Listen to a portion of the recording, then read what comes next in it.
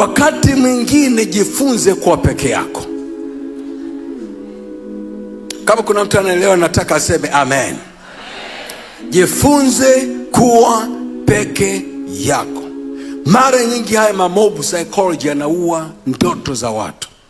Mara nyingi haya mob psychology yanaua potentials za watu, ule uthubutu wa watu. Na sisi Africans, unajua sisi tunaishi community. Community ina strength zake na faida zake, lakini community pia ina hatari zake pia. Uwe makini. Kuna wakati unaweza kutaka ujilipue, uthubutu, uchukue hatua, lakini community inakwambia kwamba hapana. Taka niseme, kuna wakati kubali kuwa peke yako. Sauti zimeshuka kidogo, najua.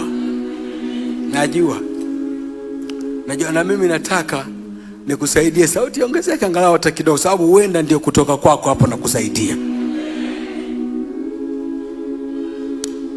Kila ukisema nina wazo hili, unaambia huwezi, haiwezekani, huwezi wewe. Wewe unaweza kuanzisha taasisi yako mwenyewe.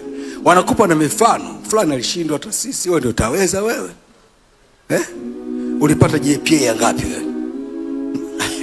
Wewe alikuwa na GPA kama ya baba yake Kone. Alama na GPA gani wewe? Wewe unaweza kuwa na taasisi wewe? Unaweza kuwa na taasisi, unaweza kufanya kitu chako mwenyewe? Huwezi.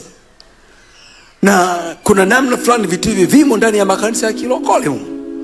Vimo vingi sana. Ukitaka kuthubutu, unakuwa suppressed down. Ukitaka kuchukua hatua, unakuwa pushed down. Mimi nataka niwasaidie, fika mahali wakati mwingine kubali ubaki peke yako.